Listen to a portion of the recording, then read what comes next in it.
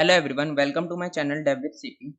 तो इस वीडियो में हम कॉडसेफ राउंड 961 डिव 2 के 4 क्वेश्चन करने जा रहे हैं। A, B1, B2 and C. ठीक है। A diagonal, B1 bucket easy version and bucket hard version and squaring. ठीक है। हम ये 4 क्वेश्चन करेंगे एंड डिटेल में समझेंगे 4 क्वेश्चन के बारे में। तो सबसे पहले पहला क्वेश्चन करते हैं, तो नाम है डायगोनल, है ना। डायगोनल को सॉल्व करते हैं, पढ़ते हैं एंड समझते हैं कि डायगोनल क्या कह रहा है। चलते हैं। तो हमारा क्वेश्चन है डायगोनल। ये कह रहा है, ठीक है, ये तो डेफिनेशन है, यहाँ से इंपॉर्टेंट है। चलो पढ़ ही लेते हैं। वितेली 503 is given a checkered board with a side of N and K chips. ठीक है। He realized that all these K chips need to be replaced on the cell of the board. No more than one chips can be placed on a single cell. है ना, ये important है कि no more than one chips can be placed on a single cell. Okay. Let's denote the cell in the ith row and jth column as ai. A diagonal is a set of the cell for which the value is I plus j is the same. तो कौन कौन से diagonal होंगे जिसके I plus j same होगा, है ना। Example के लिए 3 + 1 4, 2 + 2 4, 1 + 3 4, है ना। तो ये एक डायगोनल हो गया। ठीक है, die on the same diagonal. और कौन से नहीं होंगे जिसका सम सेम नहीं है। A diagonal is called occupied if it is contain at least one chip. एक चिप होगा तो वो डायगोनल ऑक्यूपाइड माना जाएगा। ठीक है। Determine what is the minimum possible number of occupied diagonal among all placement of के चिप्स। ठीक है। हमें क्या डिटरमाइन करना है, minimum number of possible occupied diagonal, मतलब कम से कम डायगोनल हमें ऑक्यूपाई करने हैं के चिप्स में। तो हमें क्या क्या दिया है, एन दिया है एंड के दिया है। ठीक है, एन एंड के। तो ठीक है, समझते हैं कि अब इसको कैसे करेंगे। तो इसको समझने से पहले सबसे पहले सबसे पहले क्या है, मुझे क्या करना है। सबसे पहले मैं चेक कर लेता हूँ कि डायगोनल कौन कौन से है मेरे। लेट्स सपोज अगर मैं 3 × 3 की ग्रिड बनाता हूँ, है ना, 3 × 3 की ग्रिड बनाते हैं, उसमें डायगोनल चेक करते हैं कौन कौन से डायगोनल मेरे बनेंगे। लेट्स सी, ये 1 है, ये 2 है, ये 3 है। 1 है, 2 है, 3। तो कौन कौन से डायगोनल बनेंगे, देखो। 3 3 + 1 4, है ना। सिमिलरली 2 + 2 4, ये वाला सेल। सिमिलरली 1 + 3 एंड,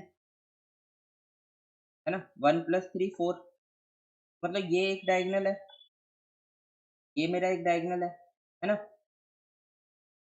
और कौन से डायगोनल है चेक करते हैं। देखो 2 + 1, ये वाला सेल कितना हुआ 3। सिमिलरली ये वाला सेल 2 + 1, ये कितना हुआ 3, है ना। तो एक मेरा डायगोनल ये होगा, इसका भी सम सेम है। दूसरा डायगोनल मेरा ये है, क्या है। और कौन से डायगोनल होंगे, लेट्स सी। अब देखो 3 + 2 5 एंड 3 + 2 5, दोनों का सम सेम है। ये एक डायगोनल होगा, एक डायगोनल ये। और उसने बोला था कि सिंगल सेल डायगोनल नहीं हो सकता, तो ये तो नहीं हो सकता, है ना, ये नहीं हो सकते। तो इसमें मेरे ये डायगोनल बने। ठीक है, मैं थोड़ा और ये n = 3 के लिए बनाया था। अब n = 4 के लिए बना के देख लेते हैं, थोड़ा सा और बड़ा बना के देखते हैं क्या कुछ पैटर्न मिलेगा हमें, है ना। अगर पैटर्न मिल जाता है तो बहुत बढ़िया है, हम इजीली उसको सॉल्व कर सकते हैं। ये मैंने बनाया 4 के लिए, मैं बना रहा हूँ 4 के लिए। तो लेट्स सी, तो ये 4 के लिए मैंने बना लिया। अब इसकी नंबरिंग कर देते हैं, 1 2 3 4, 1 2 3 एंड 4। ठीक है। अब इसमें डायगोनल देखते हैं, डायगोनल कौन कौन से होंगे, है ना। तो 4 और 1 5, ये वाला। 3 और 2 5, ये भी। 2 और 3 5, 1 और 4 5, मतलब ये वाला डायगोनल एक होगा। कौन कौन से, ये ये एंड ये। ठीक है। अब देखते हैं और क्या डायगोनल है। तो 3 + 1 4, 2 + 2 4, 1 + 3 4, है ना। और ये डायगोनल है एक। और क्या है कि 2 प्लस 2 + 1 3, है ना। 2 + 1 3। ठीक है, तो ये दोनों है। तो अभी तक तो आपको पैटर्न मिल मिल चुका होगा, फिर भी हम थोड़ा और देख लेते हैं। और क्या क्या है, 4 + 2 6, 3 + 3 6, 2 + 4 6, है ना। एक ये है, ठीक है। और कौन से है, 4 + 3 7, 4 + 3 7। तो अब यहाँ से देखो ये सब डायगोनल बन रहे हैं। कौन कौन से डायगोनल बन रहे हैं, ये डायगोनल है, ये डायगोनल है ना, ये वाला डायगोनल है, ये वाला डायगोनल है, एंड ये वाला डायगोनल है। अब मेरे पास टोटल इतने ही डायगोनल होंगे। तो अब मुझे क्या करना है, मुझे करना है अपना मिनिमाइज्ड करना है, मुझे डायगोनल मिनिमाइज्ड करने हैं, है ना। डायगोनल मिनिमाइज्ड करने हैं कि मुझे कम से कम डायगोनल बनाने हैं। और पर किसने कंडीशन में, के की कंडीशन में मुझे के चिप्स प्लेस करने हैं, बट मुझे कम से कम डायगोनल में प्लेस करने हैं। तो मैं कम से कम करने के लिए क्या करूँगा, पहले सबसे लेंदी वाले उसमें डायगोनल में के चिप्स पुट कर दूँगा, है ना? इसमें पुट कर दूँगा। ये कितने साइज़ का होगा? ये होगा n साइज़ का, है ना? n क्यों? देखो 4 एलिमेंट्स है, तो ये कितना है 1 2 3 एंड 4, है ना? फिर उसके बाद वाला कितने साइज़ का होगा? n-1 का। ये कितने साइज़ का है? n-1 का, है ना? ये भी n-1 का, ठीक है? और उसके बाद वाला n-2 का, n-2 का, है ना? इस वे में हमारे डायगोनल है। तो सबसे ज़्यादा चिप्स मैं कहाँ पुट कर सकता हूँ, n में। मैं यहाँ पे पुट कर दूँगा, जितने मेरे k होंगे, वो सब मैं यहाँ पे पुट कर दूँगा। फिर बचे हुए k मैं कहाँ पुट करूँगा? लाल वाले में, रेड वाले में यहाँ पे, है ना? फिर यहाँ पे एंड सो ऑन, ऐसे-ऐसे मैं पुट करता रहूँगा। तो उससे मेरे मिनिमम होंगे। मिनिमम क्यों होंगे? क्योंकि मैं सबसे लेंदी वाले डायगोनल में सारे चिप्स पुट कर रहा हूँ, है ना? फिर जितने मेरे डायगोनल हैं उसमें मैं काउंट करता रहूँगा। जब मैं इसको पूरा कंप्लीटली फिल कर लूँगा तो 1 डायगोनल, है ना?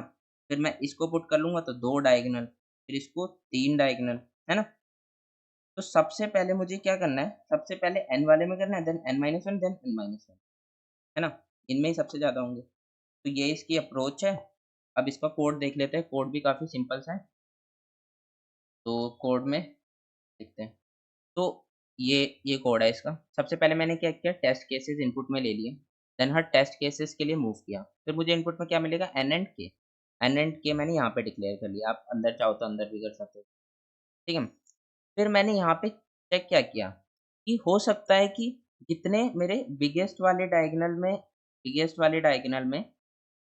डायगोनल में जितने एलिमेंट की नीड थी, वो उससे कम ही के होते। उससे कम ही के होते तो मतलब मैं एक एक डायगोनल में सारे अपने चिप्स पुट कर सकता था, है ना? एक डायगोनल में, तो मैं एक डायगोनल में सारे चिप्स पुट पुट कर देता, k ग्रेटर देन 0, है ना? अगर 0 होता तो 0 हो जाता, k 0 होता तो यहाँ से 0 रिटर्न हो जाएगा। अगर k लेसर देन n होगा, lesser than equal to n होगा, तो मैं उसमें पुट कर सकता हूँ इतने, है ना? तो 1 1 मुझे यहाँ से रिटर्न कर देना। तो ये वाला केस तो वो हो गया। फिर मैं क्या करूँगा, n वाले में अपने चिप्स पुट कर दूँगा, k minus is equal to n, है ना? कितने चिप्स मैंने पुट कर दिए, n चिप्स, ठीक है? फिर मुझे क्या करना है, करंट लेना है n-1 और मैंने आंसर यहाँ पे 1 क्यों इनिशियलाइज़ किया है? क्योंकि मैं n में एक डायगोनल में सारे केस पुट कर चुका। उसके बाद भी कुछ चिप्स रिमेनिंग रह गए, ठीक है? तो अब मैं उसे किस में पुट करूँगा, n-1 में। तो n-1 में कब तक पुट करूँगा? जब तक वो k 0 ना हो जाए, है ना? 0 से बड़ा होगा जब तक मैं पुट करता रहूँगा। फिर मैंने क्या किया, n-1 लेफ्ट साइड वाले में पुट किए, तो पहले n-1 मैंने इस साइड वाले में पुट किए, देन n-1 मैंने इस साइड वाले में पुट किए, है ना? तो लेफ्ट साइड वाले में पुट किया, आंसर को 1 इंक्रीमेंट कर दिया, ठीक है? फिर भी अगर अगर k मेरे बचे नहीं, है ना? k चिप्स खत्म हो गए, तो मैं यहाँ से ब्रेकआउट कर जाऊँगा। अगर बचे हैं तो मैं फिर से n-1 दूसरे वाले में पुट करूँगा, है ना? ठीक है? n-1 पुट करूँगा और आंसर को अपना इंक्रीमेंट कर दूँगा। फिर उसके बाद मैं क्या करूँगा, करंट को मूव कर दूँगा पीछे, मतलब n-2 पे, अगर उसके बाद भी कोई चिप्स बचे, है ना? और लास्ट में मैं अपना आंसर रिटर्न कर दूँगा, है ना? तो क्या किया कि मैंने पहले n में पुट किया, फिर n-1 में पुट किए, दोनों साइड, फिर मैं n-2 में पुट करूँगा दोनों साइड, है ना? एंड सो ऑन, बड़े वाले उसके लिए, बड़ी मैट्रिक्स के लिए एंड सो ऑन चलता रहेगा, ठीक है? तो ये हमारी सिंपल सा कोड था एंड हमने फर्स्ट क्वेश्चन सॉल्व कर लिया। अब हम सेकंड क्वेश्चन की तरफ मूव करते हैं एंड सेकंड क्वेश्चन तो अब हम सेकंड क्वेश्चन करने जा रहे हैं, इसका नाम है बुके, है ना? और ये इजी वर्जन है, तो पढ़ते हैं एंड समझते हैं कि ये क्या कह रहा है। तो ये क्वेश्चन है बुके इजी वर्जन। तो ये कह रहा है, a girl is preparing for her birthday and wants to buy the most beautiful bouquet. ठीक है, there are total of N flower in the store. Store में एन फ्लावर्स है, each of which is characterised by the number of petal. वो कैसे characterised है? Petals, number of petals. And a flower with K petal cost K coin, मतलब एक petal एक cost करेगा एक कॉइन का। ठीक है, the girl has decided that the difference in the number of petal between any two flower she will use in her bouquet should not exceed 1। ठीक है, तो ये बहुत इंपॉर्टेंट लाइन है, ये वाली बहुत इंपॉर्टेंट लाइन है। वो क्या कह रहे हैं कि वो सिर्फ वो चूज करेगी जिसका डिफरेंस पेटल्स में 1 का होगा। दो फ्लावर्स में पेटल, हर फ्लावर्स में पेटल्स हैं, है ना? कुछ नंबर ऑफ पेटल्स हैं एंड हर फ्लावर में वो कैसे चूज कर सकती है कि उसका डिफरेंस 1 ही होना चाहिए, 1 से ज़्यादा नहीं होना चाहिए। ठीक है, at the same time the girl wants to assemble a bouquet with the maximum possible number of petals. Unfortunately she has only m's coin and she cannot spend more. तो हमें क्या बताना है, what is the maximum total number of petal she can assemble in the bouquet. ठीक है, तो उसके पास कुछ कॉइन्स है, एम कॉइन्स है, और उसको पेटल्स मैक्सिमाइज करने हैं, पेटल्स को कि मैक्सिमम मैक्सिमम से मैक्सिमम वो कितने पेटल्स ले। ठीक है, बट उसे एक कंडीशन है कि वो सिर्फ एक्स और एक्स प्लस वन वाले पेटल्स को ही चूज करेगी, मतलब डिफरेंस उसका 1 ही होना चाहिए या फिर 0 होगा डिफरेंस, है ना? सिर्फ उनको चूज कर सकती है। तो इसको समझते हैं बेटर से, इस वाले एग्जांपल से समझते हैं। 5 10 1 1 2 2 3, है ना? तो फिर समझते हैं। तो एग्जाम्पल में क्या दिया है? एग्जाम्पल में दिया एन हमें 5 दिया, एम दिया है मान लो हमें 10, और हमें क्या दिया 1 1 2 2 3। तो इसका मतलब क्या हुआ कि इसमें इस स्टोर के पास 5 फ्लावर्स हैं, flower 1, flower 2, flower 3, flower 4, flower 5, है ना? और हर फ्लावर में कुछ नंबर ऑफ पेटल्स है, जैसे फ्लावर 5 में 3 नंबर ऑफ पेटल्स है, 4 में 2 नंबर ऑफ पेटल्स है, फ्लावर 3 में 2 है, एंड सो ऑन। ठीक है, ऐसे पेटल्स हैं। और उसके पास टोटल कॉइन्स कितने हैं? एम कॉइन्स है, मतलब 10 कॉइन्स है। ठीक है, और वो क्या चूज कर सकती है? उसके पास मेन कंडीशन क्या है? कंडीशन क्या है? कंडीशन है कि वो अगर एक फ्लावर चूज कर रही है, उसमें एक्स नंबर ऑफ पेटल है, तो वो और कौन सा चूज कर सकती है जिसमें एक्स प्लस वन पेटल्स होंगे, या फिर वो सिर्फ एक्स वाला चूज कर सकती है या फिर एक्स प्लस वन वाला, है ना? मतलब देखो वो क्या क्या चूज कर सकती है, वो चूज कर सकती है 1 1 2 2, है ना? ये चार। क्यों? क्योंकि देखो इस फ्लावर में 1 है और इस फ्लावर में कितना 2 है, इनका डिफरेंस कितना, वो 1, है ना? तो 1 और 1 से कम होना चाहिए, ठीक है, इतना डिफरेंस होना चाहिए। और ऐसे ही सिमिलर हम और में भी चेक करेंगे तो वो यही होगा। तो इसमें नंबर ऑफ फ्लावर कितने, नंबर ऑफ पेटल्स कितने होंगे? 7, है ना? 7 नंबर ऑफ पेटल्स होंगे। क्या और क्या चूज कर सकती है वो? 2 2 3, ये चूज कर सकती है। इसमें नंबर ऑफ पेटल कितने होंगे? इसमें नंबर ऑफ पेटल्स कितने होंगे? 6 होंगे, सॉरी 7 नहीं, 6 होंगे, है ना? और इसमें कितने होंगे? 3 प्लस 2 प्लस 2, 5 और 2 7, है ना? इसमें 7 होंगे। ठीक है, और कौन से चूज कर सकती है वो? 1 1 वाले चूज कर सकती है ना? तो इसमें कितने होंगे? 2, और सिमिलरली वो 2 2 वाले चूज कर सकती है, इसमें कितने होंगे? 4। तो टोटल मैक्सिमाइज करना है उसको कि सबसे ज्यादा वो किसमें, तो वो इस वाले को चूज करेगी, इससे उसके मैक्सिमम नंबर ऑफ पेटल्स मिलेंगे, है ना? ये वाली कॉन्फ़िगरेशन वो चूज करेगी, इससे उसे मैक्सिमम आंसर मिलेगा। तो हम इसका देख लेते हैं, यहाँ पे दिया हुआ है कि वो ये चूज कर सकती है, the maximum over all valid bouquet not greater than 10 is 7, है ना? 7 तक वो चूज कर सकती है, तो उसका आंसर कितना होगा? 7। ठीक है, तो ये हो गया इसका प्रॉब्लम स्टेटमेंट कि प्रॉब्लम क्या कह रही है। अब अब देखते हैं कि इसको सॉल्व कैसे करेंगे। ठीक है, तो सबसे पहले मुझे क्या समझ में आ रहा है, सबसे पहले तो मुझे ऐसे चूज करना है एक्स पेटल। मान लो कि मेरे पास एक एरे है, इसमें कुछ पेटल्स हैं ना। मान लो फर्स्ट वाले में एक्स पेटल है, देन कुछ एक्स माइनस वन पेटल्स है, then X minus two petals है इसमें, इस वाले में एक्स प्लस वन पेटल्स है। तो मैं कैसे चूज करूंगा? मैं एक्स माइनस टू और एक्स माइनस वन को चूज करूंगा, है ना, फिर एक्स माइनस वन और एक्स को चूज करूंगा, देन एक्स और एक्स प्लस वन को चूज करूंगा, है ना, डिफरेंस वन होगा उसको ही चूज करूंगा। तो मुझे क्या दिख रहा है यहाँ से कि मुझे ऐसे रैंडम चूज करने की बजाय मैं इसको सॉर्ट कर लेता हूँ। तो मुझे कैसे मिल जाएगा? अगर मैं इसको सॉर्ट करता हूँ तो यहाँ पे आ जाएगा एक्स माइनस टू पेटल्स, यहाँ पे आ जाएगा एक्स माइनस वन पेटल्स, यहाँ पे आ जाएगा एक्स पेटल्स, यहाँ पे एक्स प्लस वन पेटल्स, है ना। अब मैं इजीली दो को चूज कर सकता हूँ, इसको और इसको, है ना, फिर देन अगेन इसको और इसको, देन इसको एंड इसको, ऐसे मैं कर सकता हूँ। तो मुझे यहाँ से क्या समझ, फर्स्ट मैंने ऑब्जर्वेशन क्या निकाली कि मुझे सॉर्ट करना है, ठीक है। सबसे पहले मुझे क्या करना है? सॉर्ट करना है, ठीक है। तो मैंने उसको सॉर्ट कर लिया, ठीक है, सॉर्ट कर लिया। अब मैं क्या कह सकता हूँ कि मुझे कितने पेटल्स चूज करने हैं। लेट सपोज यहाँ पे कुछ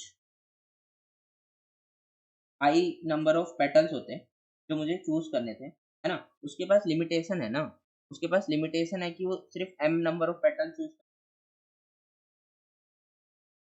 है ना, उसके पास लिमिटेशन है कि वो M number of petals choose कर। तो मैं क्या करूंगा? पहले इसमें से पेटल चूज करूंगा, देन इसमें से चूज करूंगा, है ना, ऐसे मैं चूज करूंगा, ठीक है। तो देखते हैं, एक एक उस पर ड्राई रन करते हैं, हम इसी वाले एग्जांपल पर ड्राई रन करते हैं कि हम इसको कैसे चूज करेंगे। तो लेट सपोज हमारा एग्जांपल था one, one, two, two and three. अब मैं कौन सी रेंज के एलिमेंट्स को मैं चूज कर सकता हूँ? लेट सपोज आई मेरा यहाँ पे है, ठीक है, आई यहाँ पे है। फिर मैं क्या करूंगा? मैं तीन पॉइंटर रखूंगा, आई, जे एंड के, और इन तीन पॉइंटर से मैं क्या फाइंड करूंगा कि आई वाला पॉइंटर तो मेरा मतलब एक एक्स नंबर ऑफ पेटल्स वाली रेंज बताएगा, है ना, और जे वाला पॉइंटर क्या बताएगा? मेरे एक्स प्लस वन वाली रेंज बताएगा, है ना। ये रेंज मुझे ऐसे पता पता चलेगी इन पॉइंटर से। क्यों मुझे इसकी रेंज क्यों चाहिए? क्योंकि मैं यही वाले पेटल्स यूज कर सकता हूँ ना, x number of petals, x plus one number of petals, ठीक है। तो अगर मुझे रेंज पता चल जाएगी तो मैं आराम से पता लगा सकता हूँ कि मुझे इतने नंबर ऑफ पेटल्स में इतना कॉस्ट लगेगा,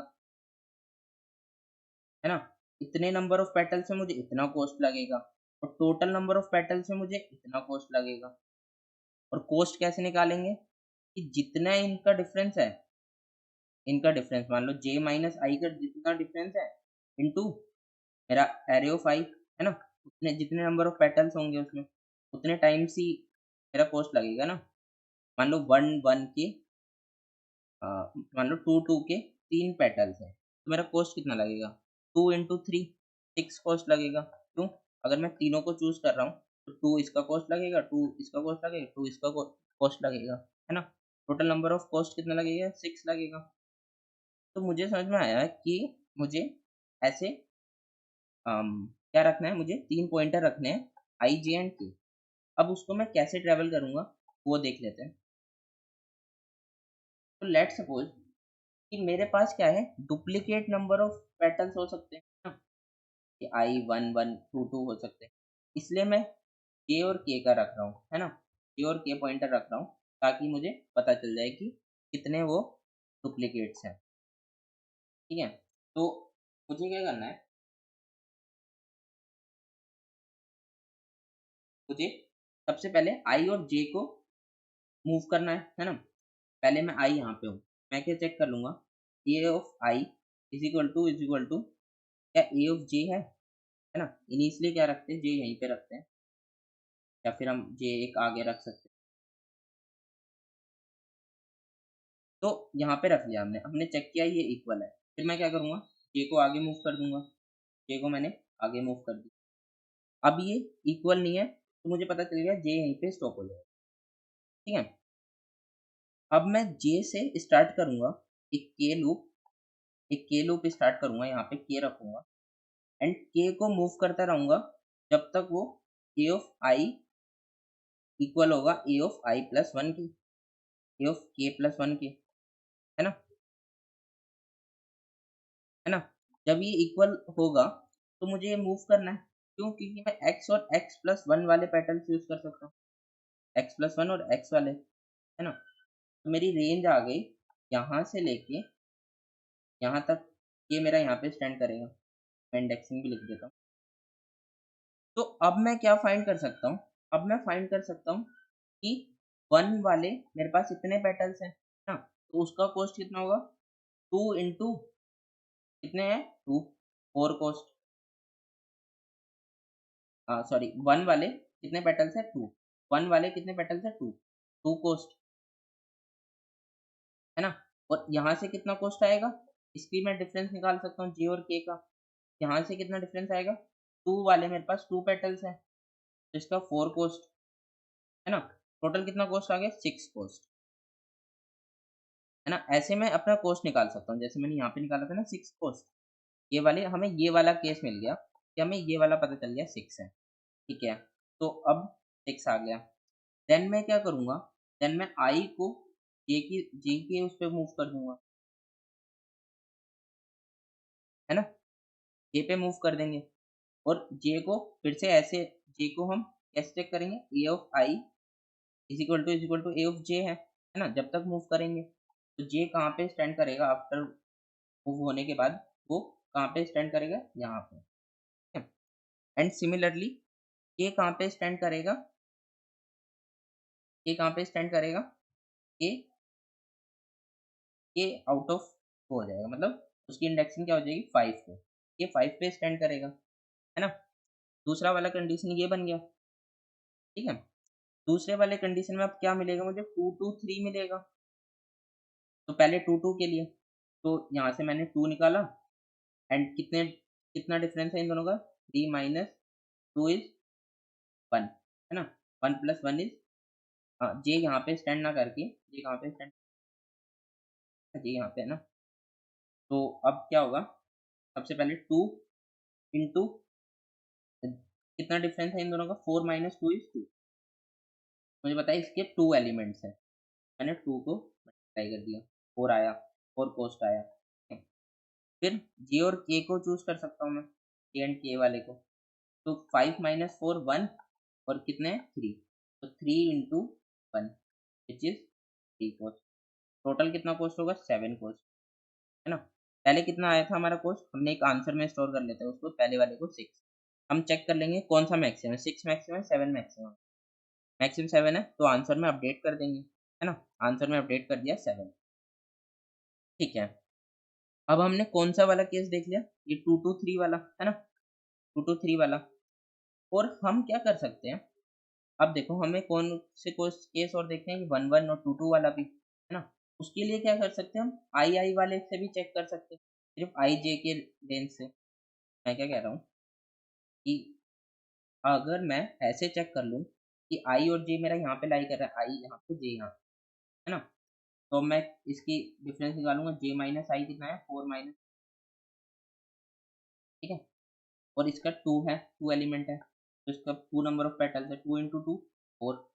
मैं इसको भी चेक कर लूंगा, क्या फोर इज मैक्सिमम देन मेरे आंसर से? नहीं, तो ये भी अपडेट नहीं हो पाएगा। इससे क्या होगा? मेरे ये वाला केस मिल जाएगा एंड सिमिलरली मैं ये वाला केस भी फाइंड कर सकता हूँ। तो बेसिकली मुझे ऐसे इम्प्लीमेंट करना है ना, मुझे ऐसे इम्प्लीमेंट करना है। तो अब इसका कोड देख लेते हैं तो आपको और बेटर से समझ में आ जाएगा कि हम कैसे कर रहे हैं। तो ये इसका कोड है, ठीक है। सबसे पहले तो टेस्ट केसेस इनपुट में लिए, देन मैंने क्या लिया? एन एंड एम और एरे ऑफ आई, ठीक है। फिर मैंने एक आंसर डिक्लेयर कर लिया। देन हमारा फर्स्ट स्टेप क्या था? सॉर्ट करना उसको। तो मैंने सॉर्ट कर लिया, है ना। फर्स्ट स्टेप हमारा सॉर्ट था, चेक कर लेते हैं। फर्स्ट स्टेप हमारा सॉर्ट है, तो मैंने सॉर्ट कर लिया, ठीक है। उसके बाद क्या करना है? हम आई से आई, जे और के पॉइंटर रख रहे हैं, आई जे एंड, मान लो यहाँ पे मैंने एल रख दिया, ठीक है। आई जे एंड एल पॉइंटर रखा, ठीक है। आई और जे को मैं कैसे मूव करूंगा? जब वो ए ऑफ जे और ए आई इक्वल होगा, है ना, जब तक मैं जे को मूव करूंगा। फिर मैं के वाला पॉइंटर जो था, इसमें एल नाम है, तो उसको कैसे मूव करूंगा, जब A L is equal to A I plus one होगा, है ना, तब तक मैं एल को मूव करूंगा। मान लो एल के है, तो हम के को कब मूव कर रहे थे, जब हमारा ए आई और ए के प्लस वन होता है ना, या फिर ए आई प्लस वन लिख लो, बात एक ही है, ठीक है। तो हम ऐसे उसका डिफरेंस चेक करके एल को मूव कर रहे हैं, ठीक है। उसके बाद हम क्या कर रहे हैं, हर उस पे हर उसकी हर कॉस्ट पे हम उसकी वैल्यू निकाल रहे हैं। सी इंटू ए आई अगर ग्रेटर देन एम हो जाएगा तो मैं कंटिन्यू करूंगा, है ना। अगर मैं और वैल्यूज ले सकता हूँ तो हम क्या कर रहे हैं, हर उस पे चेक कर रहे हैं। जैसे हम ऐसे मूव कर रहे हैं ना, हम मूव करते करते चेक कर रहे हैं कि इसकी वैल्यू क्या होगी, है ना। जैसे 2 × 2 4, तो हम यहाँ पे चेक कर रहे हैं, ठीक है।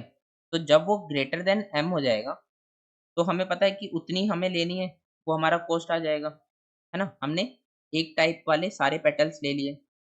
देन हम क्या करेंगे, जो बचे हुए पेटल्स होंगे, जो हमें आई plus one A I plus one वाले लेने हैं, मान लो कि हमने कुछ पेटल्स यहाँ से ले लिए, दो पेटल्स हमने ले लिए, ठीक है। लेट्स सपोज हमने दो पेटल्स ले लिए, ठीक है, यहाँ से। और मेरे पास बजट कितना है, मेरे पास बजट है 10 का, ठीक है। तो मैं कुछ और पेटल्स ले सकता हूँ, कहाँ से, इस वाली रेंज से, इस वाली रेंज से, है ना। इस वाली रेंज से मैं कुछ और पेटल ले सकता हूँ। मैं कितने पेटल्स लूंगा, 4 पेटल्स मैं वहां से ले लूंगा, 6 हो गए, है ना। बट मैं और नहीं ले सकता अब, और नहीं ले सकता, क्यों, क्योंकि मुझे x और x प्लस वन वाले ही पेटल लेने हैं, ठीक है। तो ऐसे 6 आ रहा था, तो ठीक है, तो मैं ऐसे उस पे चेक कर लूंगा, ठीक है। इस वाले में क्या होगा, एल माइनस जे या फिर मिनिमम होगा, या फिर हमने पहले जितने पेटल्स हमारे पास बचे होंगे रिमेनिंग, हमारे पास जितना कॉस्ट बचा होगा उतना, या फिर जितने नंबर ऑफ पेटल्स उसमें। तो लेट सपोज हमारे पास कॉस्ट बचा 8, यहाँ से हमने ये दो पेटल्स ले लिए, ठीक है। यहाँ से कितना कॉस्ट, वो बोल रहा है तुम 4 और ले सकते हो, 4 और ले सकते हैं ना। तो यहाँ से कितना है, एल माइनस जे, मतलब हम नंबर ऑफ पेटल्स और कितने ले सकते हैं, कितने फ्लावर्स ले सकते हैं, 2 और फ्लावर्स ले सकते हैं, है ना। नंबर ऑफ पेटल्स है उसके, मैं मिनिमम चेक कर लूंगा, जोन सा इनमें से मिनिमम होगा वो मैं अपडेट कर दूंगा, है ना। जो मिनिमम होगा वो मैं अपने उतने नंबर ऑफ पेटल्स में और ले सकता हूँ, ठीक है, उतने नंबर ऑफ पेटल्स में और ले लूंगा। एंड देन मैक्सिमम चेक कर लूंगा और आई और जे को आगे मूव कर दूंगा। देन मैं क्या करूंगा, आंसर को प्रिंट कर दूंगा, है ना। तो ये ऐसे सॉल्व होगा। अब इसको रन करके देख लेते हैं कि रन हो रहा है या नहीं। तो ये वाले एग्जाम्पल पे मैं रन कर रहा हूँ, ये हमें गिवन है कॉड फोर्सेस में ही। हाँ, तो इसका आंसर आ रहा है 713,610, ठीक है। तो ये मतलब रन हो रहा है एंड कम्प्लीटली सही वर्क कर रहा है। तो अब क्वेश्चन आता है कि, तो हमने इसे बेसिकली सॉल्व कर लिया, इस वाले पर्टिकुलर क्वेश्चन को, है ना। अगर आपको नहीं समझ में आया ये अच्छे से, तो आप इसको एक बार ड्राई रन करना इस पर्टिकुलर केस पे, है ना, किसी भी उस पर आप ड्राई रन कर सकते हो। देन चेक करना कि समझ में आता है या नहीं। तो हमने सेकंड क्वेश्चन भी सॉल्व कर लिया, थर्ड क्वेश्चन की तरफ मूव कर। तो अब हम थर्ड क्वेश्चन करने जा रहे हैं, इसका नाम है बुक के हार्ड वर्जन, है ना, ये इसी का हार्ड वर्जन है। तो ये इसका हार्ड वर्जन है, तो इसको पढ़ते हैं एंड समझते हैं कि क्वेश्चन क्या कह रहा है, एंड देन इसको सॉल्व करते हैं, ठीक है। तो जो पहले वाला क्वेश्चन था उसमें क्या चेंज है, बाकी तो सब सेम है, बस इसमें क्या इन्होंने ऐड करा है, इसमें एक चीज ऐड करी है इन्होंने, the third line of each test case contain an integer where C I मतलब C1 से Cn तक, जो क्या रिप्रेजेंट कर रहा है, quantity of ith flower type in the store, मतलब कौन सी क्वांटिटी, मतलब कितनी क्वांटिटी के फ्लावर उस टाइप के उसमें प्रेजेंट है ना। मतलब हम अभी क्या कर रहे थे, हम उससे पहले तो हम हमारे पास क्वांटिटी मतलब कुछ ऐसी थी नहीं, हमें पता था हम इतने चूज कर सकते हैं। अब उन्होंने फिक्स कर दिया कि कुछ टाइप के फ्लावर उतनी क्वांटिटी के ही है ना। पहले तो हम चूज कर ले रहे थे, बट अब हमें इसके हिसाब से चूज करना है। और इन्होंने क्या बोला है कि for different indices I is not equal to J, it must be I A I is not equal to A J. मतलब एक तरह से डुप्लीकेट नहीं होगा, है ना। इस वाले में डुप्लीकेट नहीं होंगे, सारे यूनिक होंगे, है ना। ये यूनिक है, टाइप उसकी यूनिक है, ठीक है। तो ये यूनिक होगा, ठीक है। तो अब देखते हैं कि हम इसको सॉल्व कैसे करेंगे, एंड इसको सॉल्व कैसे करते हैं देखते हैं। तो यहाँ पे समझते हैं कि बी वन, अब हम कौन सा कर रहे हैं, बी टू। कलर चेंज करके लिख वाला, है ना, हार्ड वर्जन, ठीक है। तो इसमें मुझे क्या बोला है कि मुझे एक तो नंबर ऑफ पेटल्स होंगे पहले दिए हुए थे, साथ में ही मेरे पास दूसरा क्या आ रहा है, क्वांटिटी मिल रही है उस पर्टिकुलर टाइप की, क्वांटिटी मिल रही है। तो मुझे क्या करना है कि लेट सपोज एक एग्जांपल देखते हैं,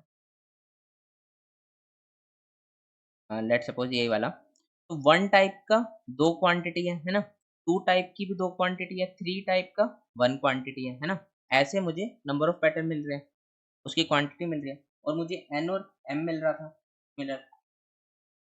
तो इस वाले में मैं क्या सोच सकता हूँ कि मुझे क्या करना है, सिंपली वही वाले लेने हैं, है ना। X, x number of petals, ऐसे क्या था इसमें, x number of petals, x petals, और एक्स प्लस वन वाले पेटल्स लेने हैं, है ना। अब मैं क्या करूंगा कि उसकी क्वांटिटी चेक कर लूंगा कि कितनी क्वांटिटी की मैं ले सकता हूँ, है ना, कितनी क्वांटिटी की मैं ले सकता हूँ। लेट सपोज मैं पहले x number of x petal वाले ले लूंगा सारे, है ना। फिर मैं एक्स प्लस वन वाले सारे पेटल्स ले लूंगा, है ना। मैं इनिशियली मैं ये सोच सकता हूँ कि मैं पहले सारे एक्स नंबर ऑफ पेटल्स वाले ले सकता हूँ, देन मैं एक्स प्लस वन नंबर वाले पेटल्स ले सकता हूँ सारे, है ना। बट पर ये क्या ऑप्टिमल होगा कि मैंने एक्स वाले ले लिए, एक्स प्लस वन वाले ले लिए, ये ऑप्टिमल नहीं होगा। क्यों, ये क्यों ऑप्टिमल नहीं होगा? हो सकता है कि एक्स प्लस वन वाले से ज़्यादा आंसर आए, है ना। हो सकता है एक्स प्लस वन वाले से ज़्यादा आंसर आए, क्यों, क्योंकि हमें मैक्सिमाइज करना है ना, मैक्सिमाइज करना है, maximum total number of petals, है ना। तो मुझे चेक करना पड़ेगा कि इसमें से कितने लूँगा, इसमें से कितने लूँगा। इसमें से लेने के बाद मुझे क्या करना होगा, टोटल तो मैं इतने ही ले सकता हूँ, एक्स और एक्स प्लस वन वाले ही ले सकता हूँ, है ना। हमने यहाँ पे भी देखा था, हम टोटल कितने ले सकते हैं, वन वन टू टू वाले भी ले सकते हैं, और उसकी क्वांटिटी के हिसाब से ले सकते हैं। अब मैं क्या कह रहा हूँ कि मैं टोटल इतने ही ले सकता हूँ, बट अब मैं चेक करूँगा कि मैं ज़्यादा से ज़्यादा एक्स प्लस वन वाले लूँ, है ना, जब भी मेरे मैक्सिमम बैटल्स होंगे। तो मैं इसकी सारी पॉसिबिलिटीज ट्राई कर लूंगा, कौन कौन सी पॉसिबिलिटी होगी। पहले मैं क्या करूंगा, एक्स नंबर ऑफ वाले पेटल्स लूंगा, है ना। मान लो एक्स पेटल वाले टाइप वन के है ना, और एक्स प्लस वन वाले के टाइप टू के हैं, और लेट सपोज ये एक्स नंबर ऑफ पेटल्स है, इसके वाई नंबर ऑफ पेटल्स है ना, टाइप टू के, ठीक है। तो मैं क्या कर सकता हूँ, एक्स वाले के सारे ले सकता हूँ, वाई वाले के सारे ले सकता हूँ। फिर मैं क्या करूंगा, एक्स वाला का एक कम करूंगा, वाई वाला का एक लूंगा, है ना। इससे क्या होगा, मेरा एक इंक्रीमेंट होगा, क्या, पेटल इंक्रीमेंट होगा, नंबर ऑफ पेटल्स कितने से इंक्रीमेंट होगा, नंबर ऑफ पेटल्स कितने से, प्लस वन से। क्यों, क्योंकि ये कौन सा है, एक्स वाला एक्स टाइप का, और ये कौन सा एक्स प्लस वन टाइप का है ना। इस वाले से मुझे एक एक्स्ट्रा पेटल मिलेगा ना। तो मैं ये भी ट्राई कर लूंगा कि अगर मैं इसमें से कम करके इसमें से ले रहा हूँ, तब भी मुझे मिल सकता है ना। और मुझे क्वांटिटी का ध्यान रखना होगा, क्वांटिटी का भी चेक करना होगा, है ना। तो सिंपल सी यही अप्रोच है इसकी, ज़्यादा कुछ हार्ड नहीं है इसमें, है ना। मतलब मुझे पॉसिबिलिटीज ट्राई करनी है, एंड हर पॉसिबिलिटी से उसे ऑप्टिमल करना है। ऑप्टिमल मैं कैसे कर सकता हूँ, नंबर ऑफ पेटल्स मैं कैसे बढ़ा सकता हूँ, एक्स प्लस वन वाली टाइप के लेके, है ना, एक्स प्लस वन वाले टाइप के लेके, और एक्स वाले में रिड्यूस करके, क्यों, टोटल नंबर ऑफ पेटल्स तो मैं इतने ही ले सकता हूँ, एक्स प्लस वाई ले सकता हूँ ना। टोटल नंबर ऑफ पेटल्स में कितने ले सकता हूँ, टोटल नंबर ऑफ पेटल्स मैं ले सकता हूँ एक्स प्लस वाई, है ना। अगर मेरी क्वांटिटी अलाउ कर रही है, मेरा कॉइन्स जो बजट है वो अलाउ कर रहा है, तो मैं इतने ले सकता हूँ, ठीक है। फिर मैं ऑप्टिमल करने के लिए क्या करूँगा, मैं क्या करूँगा, वाई वाले को इंक्रीज करूँगा, है ना, उससे मेरे नंबर ऑफ पेटल्स बचेंगे। क्यों? क्योंकि मेरे पास कॉइन्स तो है ही, मेरे पास कॉइन्स है एक्स्ट्रा। अब मुझे मैक्सिमाइज करना है, तो मैक्सिमाइज में कैसे करूँगा, इसको एक्स्ट्रा लूँगा, है ना, इसको एक्स्ट्रा नहीं लूँगा, इसको कम करता रहूँगा, है ना। मैं कम कितना कर रहा हूँ, एक्स से कम कर रहा हूँ, बढ़ा कितना रहा हूँ, एक्स प्लस वन। दोनों का डिफरेंस कितने से बढ़ेगा, एक से बढ़ेगा, है ना। तो ऐसे मेरा आंसर इंक्रीज हो सकता है, ठीक है। मैं ये वाली पॉसिबिलिटी भी ट्राई कर लूँगा। तो अब इसका कोड देख लेते हैं एंड हम कैसे करेंगे। तो उससे पहले एक चीज़ और, कि हम इसको कैसे स्टोर करेंगे, नंबर ऑफ पेटल्स और क्वांटिटी। तो हम इसको पेयर में स्टोर कर सकते हैं, है ना, इजीली एक्सेस कर लेंगे हम। पेयर्स में स्टोर कर लेते हैं कि फर्स्ट वाले में नंबर ऑफ पेटल्स, फिर उसकी क्वांटिटी, टाइप के पेटल्स की कितनी क्वांटिटी है। तो अब इसका कोड देख लेते हैं। तो सबसे पहले क्या है, मैंने टेस्ट केसेस इनपुट में ले लिए, देन हर टेस्ट केसेस के लिए मूव कर रहे हैं, ठीक है। फिर मैंने एन एन एम इनपुट में ले लिया। फिर मुझे क्या करना है, मैंने बोला कि पेयर में हम इसको स्टोर करेंगे, तो मैंने एक पेयर डिक्लेयर कर दिया पी ऑफ एन साइज का, ठीक है। फिर मुझे क्या करना है कि मैंने फर्स्ट वाले में क्या लिया, number of petals, number of petals, petals, ठीक है। फिर मैंने क्या लिया, उसकी क्वांटिटी, कितनी क्वांटिटी है, ठीक है। फिर देन मैंने सॉर्ट कर लिया अपने प्रीवियस वर्जन की तरह, मैंने इसको सॉर्ट कर लिया, है ना। देन एक आंसर डिक्लेयर किया। फिर मैं इनिशियली फर्स्ट वाले के लिए चेक कर लूँगा, क्या मैं उतने नंबर ऑफ पेटल्स ले सकता हूँ, है ना? उतने मैं ले सकता हूँ फर्स्ट वाले के लिए। मैंने फर्स्ट वाले के लिए उतने नंबर ऑफ पेटल्स ले लिए, ठीक है? और जितने बचे हुए हैं, उतने मैंने वैल्यू में स्टोर कर लिए, ठीक है? तो मैं इसमें क्या कर रहा हूँ, हर बार फर्स्ट वाले चेक कर रहा हूँ। मतलब एक्स नंबर ऑफ पेटल्स ही ले रहा हूँ, है ना? ये वाला ले रहा हूँ, है ना? ये वाला ले रहा हूँ सिर्फ़, है ना? इंडिविजुअल। या तो ये वाला लूँगा या ये वाला, एंड सो ऑन, ऐसे-ऐसे मैं सारे टाइप की एक-एक बार लेके वैल्यू निकाल रहा हूँ और उसका मैक्सिमम निकाल रहा हूँ, है ना? जैसा कि हमने पहले देखा था कि ये वाले भी हो सकते हैं ना, 1-1 वाले, 2-2 वाले, है ना? क्या पता इससे मैक्सिमम मिल जाए मुझे, ठीक है? तो इसमें भी हमने वैसे ही चेक कर लिया, ठीक है? एंड देन फिर हमने क्या किया, फिर एक फॉर लूप चलाया n-1 तक, एंड जब वो इक्वल नहीं होगा वहाँ पे हम कंटिन्यू करते रहेंगे, है ना? जब वो इक्वल नहीं होगा तो हम चेक करेंगे कि हमारा क्या हम आउटपुट निकाल सकते हैं। तो लेट्स सपोज़ अगर मुझे एक एग्ज़ाम्पल से तो लेट्स सपोज़ मेरे पास क्या था, 1 1 2 2 3। तो मैं क्या कर रहा हूँ, i को अपने यहाँ पे ब्रेकआउट कर जा रहा हूँ। तब यहाँ पे i को ले आ रहा हूँ। अब मैं चेक करूँगा कि प्रीवियस वाले के कितने हो सकते हैं पॉसिबिलिटी, कितना आंसर आ सकता है मैक्स, है ना? ठीक है? तो जब वो इक्वल नहीं होगा, तो इनिशियल से स्टार्ट करते हैं, मान लो फर्स्ट को। लेट्स सपोज़ i यहाँ पे है ना? i यहाँ पे है, i 0 पे है। तो फर्स्ट वाले में चेक करेंगे +1 करके कि वो कितना हो रहा है ना? तो i को यहाँ से Pi Pi और p+1 को चेक करेंगे। Pi ऑफ फर्स्ट में कितना होगा, 1, है ना? 1 + 1 2, क्या 2 ले सकते हैं? हाँ, i को मूव कर देंगे, है ना? क्या 2 ले सकते हैं? हाँ, i को मूव कर देंगे, है ना? हम ऐसे मूव कर लेंगे और प्रीवियस वाले को हम फाइंड कर लेंगे, ठीक है? और जब वो इक्वल नहीं होगा, तो हम सिंपली कंटिन्यू कर जाएँगे आगे वाले के लिए, ठीक है? फिर हमने करंट अपने कॉइन्स में ले लिए, देन हमने फर्स्ट वाले पे ट्राई कर लिया, देन सेकंड वाले पे ट्राई कर लिया, है ना? कितने हम ले सकते हैं। फिर मैं यहाँ पे क्या कर रहा हूँ, यहाँ पे मैं एक को डिक्रीमेंट कर रहा हूँ और एक को मैं इंक्रीमेंट कर रहा हूँ, है ना? मैंने क्या किया, फिर से समझाता हूँ कि ये टाइप 1 का है ना? ये टाइप 2 का है। अब मैं क्या कर रहा हूँ, इसमें से एक घटा रहा हूँ, एक माइनस कर रहा हूँ, इसमें से एक बढ़ा रहा हूँ, है ना? मतलब मैं इसको इसको ना लेके इसको ले रहा हूँ, है ना? मतलब मुझे इसमें से घटाना पड़ेगा और इसमें से एक बढ़ाना पड़ेगा, है ना?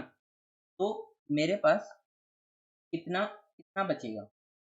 मेरे पास बचेगा मिनिमम ऑफ, लेट्स सपोज इसमें मेरे ए है, कुछ ए नंबर ऑफ पेटल्स है, इसमें बी है, ठीक है। मेरे पास मिनिमम ऑफ कितना बचेगा? या तो मैं सारे ए वाले को घटा देता हूँ, सारे बी वाले ले लूँ, है ना। मतलब मैंने -1 किया इसमें, -1 किया, -1 किया, -1 किया, +1 किया, +1 किया, +1 किया, +1 किया, कितने टाइम किया? ए टाइम्स। सारे ए को घटा देता हूँ, जितने नंबर ऑफ पेटल्स इतने टाइम में घटा देता हूँ, है ना। या तो वो होगा, या फिर क्या होगा कि जितने बी टाइम्स है, बी टाइम्स, है ना, बी टाइम्स में मैं ले सकता हूँ, वो कितने होंगे? P of I plus one, ये क्या है? पी ऑफ आई है ना, और ये P of I plus one, P of I plus one dot second उसकी क्वांटिटी माइनस ऑफ बी, है ना। कितनी क्वांटिटी है उतने मैं ले सकता हूँ,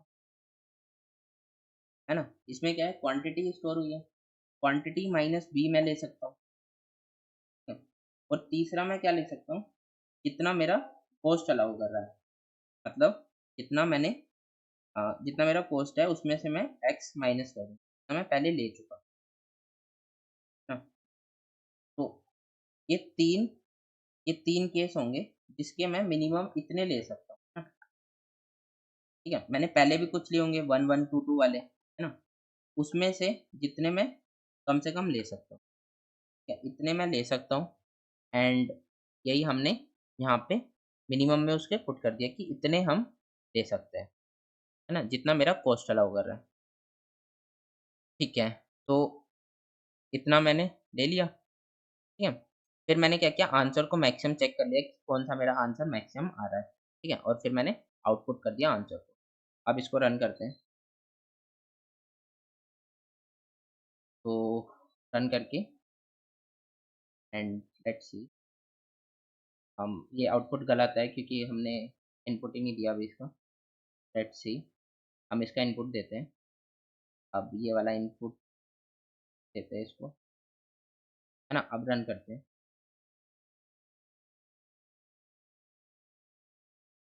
तो अभी आ रहा है 7103, है ना। तो 7, पहले का आंसर 7103, मतलब सही आ रहा है, ठीक है। हमने बेसिकली इसको सॉल्व कर लिया। बट ये अगर आपको ये भी नहीं समझ में आया ना, तो इसको एक बार ड्राई रन करना इस वाले पे, इस कोड पे, तो बेटर से समझ में आएगा। मतलब इसमें कुछ ज़्यादा इंट्यूशन है नहीं, हम सिंपली इम्प्लीमेंट कर रहे हैं उसको, है ना। इम्प्लीमेंट कर रहे हैं कि हम उसको इम्प्लीमेंट कैसे करेंगे, है ना। बस उसमें इंट्यूशन ये है कि हम उसको मैक्सिमाइज करने के लिए टाइप 1 के रिड्यूस करके टाइप 2 के दे रहे हैं, क्यों? क्योंकि उसमें हमें नंबर ऑफ पेटल्स ज़्यादा मिलेंगे, ठीक है। तो हम सिंपली बस इतना ही कर रहे हैं। एंड तो हमने थर्ड क्वेश्चन भी सॉल्व कर लिया, बढ़ते फोर्थ क्वेश्चन। तो अब हम फोर्थ क्वेश्चन कर रहे हैं, स्क्वायरिंग, है ना। तो स्क्वायरिंग पढ़ते हैं एंड समझते हैं कि क्या क्वेश्चन कह रहा है। तो ये क्वेश्चन है, सी क्वेश्चन स्क्वायरिंग। तो ये कह रहा है, हाँ यहाँ पे कुछ नेम होना चाहिए, लेट्स सपोज कुछ भी है, मान लो A. Found an array A consisting of integers he like justice, so he want to make a fair, that is make it non-decreasing. To do that he can perform an act of justice on an index I, ठीक है, of the array, which will replace ai with ai square, okay? The element at position I with its square. For example I, ये array दिया हुआ है, ठीक है। अगर वो फोर्थ वाले को रिप्लेस करता है, मान लो ये फोर्थ वाला है, हाँ फोर्थ वाला ये वाला होगा, है ना। तो ये क्या हो जाएगा? 3 का स्क्वायर विच इज 9, है ना। तो इसको फिर चेक करना है क्या ये नॉन डिक्रीजिंग ऑर्डर में बन गया, और इसको कैसे चेक करना है कि minimum number of act of justice करने हैं, है ना। एक्ट ऑफ जस्टिस क्या है? ऑपरेशन क्या है कि उसको एक एलिमेंट चूज करना है एंड उसको इंक्रीमेंट करना है उसके स्क्वायर से, है ना। और एट द एंड वो जो एरे बनना चाहिए वो सॉर्टेड बनना चाहिए, मतलब नॉन डिक्रीजिंग ऑर्डर में होना चाहिए, मतलब इंक्रीजिंग होना चाहिए, ठीक है। तो उसको मिनिमम नंबर ऑफ ऑपरेशंस में करने हैं। तो अब देखते हैं एंड समझते हैं कि ये कैसे होगा। तो यहाँ पे ये क्वेश्चन करते हैं। तो ये क्या कह रहा है कि कुछ एलिमेंट्स होंगे, लेट्स सपोज हमें ये दिया हुआ है 2 4 3 3 5 एंड 3। अब हमें क्या करना है, इनमें से ith एलिमेंट को चूज करके उसको उसके स्क्वायर से मल्टीप्लाई कर देना है। तो कैसे होगा, लेट्स सी। और मुझे नॉन डिक्रीजिंग ऑर्डर में बनाना है वो, ठीक है। नॉन डिक्रीजिंग मतलब ये क्या होगा, इंक्रीजिंग ऑर्डर, है ना। Greater than is equal to, ठीक है, ये होगा। तो अब देखो 4 इज ग्रेटर देन 2, ठीक है, अभी तक तो ये सही है। अब 3 जो है लेसर देन है 4 से, है ना। यहाँ पे ऑर्डर खराब हो रहा है। मैं क्या करूंगा, इसको 3 के स्क्वायर से इसको अपडेट कर दूंगा, बन गया 9, है ना। फिर क्या है, 3 है, 3 9 से लेसर देन है, तो मैंने इसको इसके स्क्वायर से अपडेट कर दिया, ये बन गया 9, है ना। अब क्या है, 5 इससे लेसर देन है 9 से, तो मैं इसके स्क्वायर से अपडेट कर दूंगा विच इज 25। अब देखो थोड़ा इंटरेस्टिंग है। तो अब क्या है, 25 बड़ा है, 3 छोटा है ना। तो मैं इसको कैसे अपडेट करूंगा, 3 के स्क्वायर से विच इज 9, बट 9 अपडेट करने के बाद भी ये इससे छोटा है। तो अब मैं इसको कैसे अपडेट करूंगा, इसको मैं अपडेट करूंगा 9 स्क्वायर से विच इज 81, है ना। तो मैं इसको अपडेट कर दूंगा 81 से, ठीक है। अब देखो तो ये इंक्रीजिंग ऑर्डर में बन गया, है ना। तो इसको अपडेट करने के लिए हमने कितने ऑपरेशन यूज किए, हमने ऑपरेशन यूज किए यहाँ पे एक, यहाँ पे एक, यहाँ पे एक, यहाँ पे 2। तो टोटल नंबर ऑफ ऑपरेशन कितने हो गए, 5, है ना। टोटल नंबर ऑफ ऑपरेशन कितने हो गए, 5। तो हमें क्या करना है, इसको मिनिमाइज करना है, कितना मिनिमम नंबर ऑफ ऑपरेशन हम अप्लाई करें। और मिनिमम नंबर ऑफ ऑपरेशन को उन्होंने क्या बोला, एक्ट ऑफ जस्टिस, ठीक है। तो इसमें 5 ऑपरेशन कैसे हैं कि 1 यहाँ पे, 1 यहाँ पे, 1 यहाँ पे, ठीक, एंड 2 यहाँ पे, ठीक है। तो ये हमें बताना है कि हमें इसको मिनिमाइज करना है, एंड ये हमारा आंसर होगा। लेट्स सी कोई एग्जांपल है कि नहीं, ठीक है। तो इसमें ये हमने 9 से अपडेट कर लिया, तो ये वाला एग्जांपल था। तो इसमें हमें कितने नंबर ऑफ ऑपरेशन लगेंगे, 5, इसको अपडेट करने में। तो हमें क्या होता है, minimum number of act of justice need to make an the array non decrease. तो अब देखते हैं इसको सॉल्व कैसे करेंगे। तो लेट्स सपोज अभी तो ये काफ़ी सिंपल लग रहा होगा कि हमें नॉन डिक्रीजिंग बढ़ाना है, तो हमने सिंपली जैसे अभी हमने ब्रूट फोर्स किया, तो हम इसको ऐसे ही चेक कर लेंगे, है ना। सिंपली ऐसे चेक कर लेंगे कि आगे वाला एलिमेंट आगे वाला एलिमेंट छोटा होगा तो मैं उसको इंक्रीमेंट कर दूंगा, कब तक, जब तक वो उससे ग्रेटर देन इक्वल टू ना हो जाए प्रीवियस एलिमेंट से, है ना। ऐसे देखने में काफ़ी इजी लग रहा है ना। बट देखते हैं कि क्या ये सही में हम ऐसे कर सकते हैं। तो लेट सपोज अगर मैं एक एग्जांपल लेता हूँ, 9 8 7 6 5, ठीक है। लेट सपोज मैंने एरे ऐसे लिया। अगर हम इस पे ट्राई करेंगे रन करने का, तो देखते हैं कि इस पे ये अप्रोच जो हमने ये वाली अप्रोच करी क्या ये वर्क करती है। तो लेट सपोज आई मेरा अभी यहाँ पे है, मैं आई को मूव कर दूंगा, इनिशियल से आई 1 से स्टार्ट करूंगा। अब मैं चेक करूंगा क्या 9 8 जो है वो ग्रेटर देन 9 है, नहीं, नहीं है। तो मैं क्या करूंगा, 8 को स्क्वायर से मल्टीप्लाई कर दूंगा, तो ये कितना हो जाएगा, 64, है ना। इसको मैंने 64 से अपडेट कर दिया, ठीक है। फिर मैं आई को आगे मूव करूंगा, है ना। अब क्या 7 इज ग्रेटर देन 8, नहीं, 7 8 से ग्रेटर देन नहीं है। मैं क्या करूंगा, इसको 7 के स्क्वायर से अपडेट करूंगा 49। फिर चेक करूंगा क्या 49 64 से ग्रेटर देन हो गया, नहीं, अभी भी नहीं हुआ। फिर मैं क्या करूंगा, 49 का स्क्वायर करूंगा, विच इज 49 का स्क्वायर कितना होगा,